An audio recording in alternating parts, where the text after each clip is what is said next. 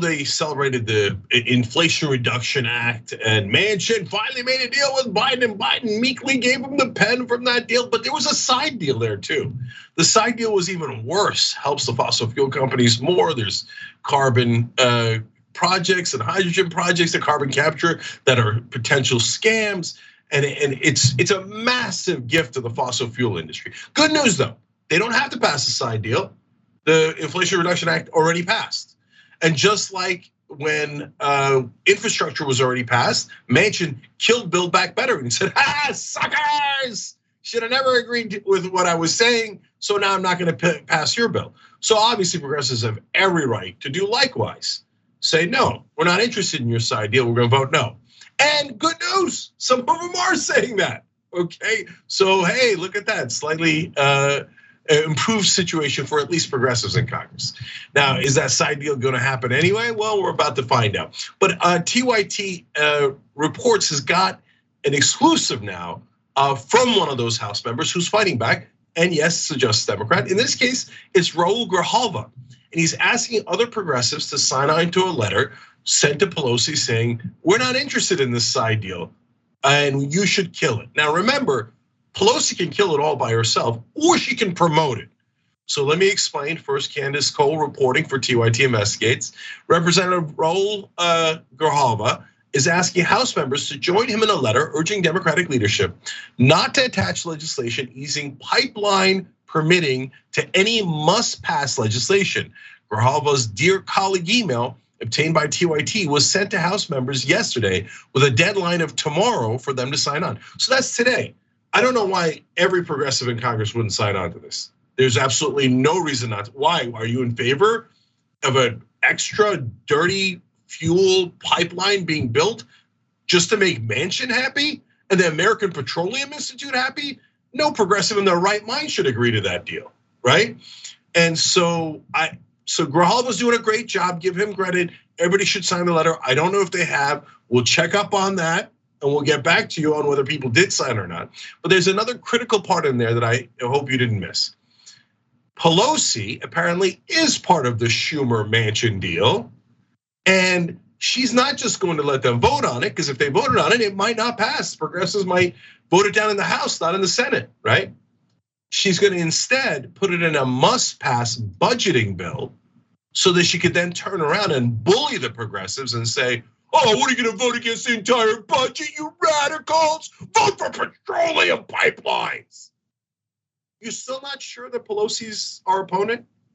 Look at how much Pelosi's helping Manchin destroy the planet. Remember, this deal is totally unnecessary. It's unattached from a bill that already passed. Okay, so here's what's in the letter, by the way. Representative Grijalva did a great job. You wrote, according to media reports, Democratic leaders have agreed to advance a series of anti-environmental and anti-environmental justice provisions at the behest of the American Petroleum Institute. These destructive provisions will significantly and disproportionately impact low-income communities, indigenous communities, and communities of color. Pelosi, I don't know if it's true, when reading that part of the letter, laughed uproariously. I like the low income. They don't donate to us at all, low income. Okay, that part I'm making up, but you can imagine it in your mind's eye.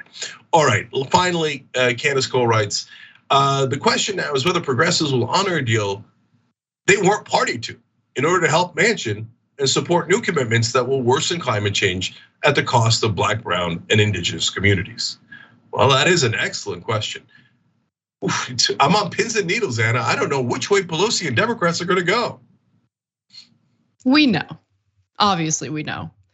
Look, I love to see progressives fight, or at least have a strategy, think of a strategy, do something to prevent the passage of horse crap legislation. So whether their policy ends up working or not, I'm uncertain of that. But it is important for them, at least for their constituents, to demonstrate that they are trying and trying hard to block this kind of legislation. For me, this little side deal between Manchin and Schumer is unacceptable.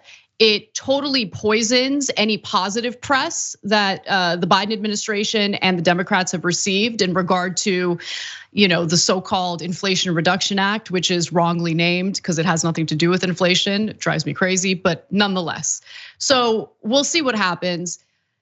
I will say, signing letters is fine. There needs to be more strategy behind it than just a letter. That's like the bare minimum in my mind. Yeah, but look at what Grijalva's doing. He's also telling the press, us, right?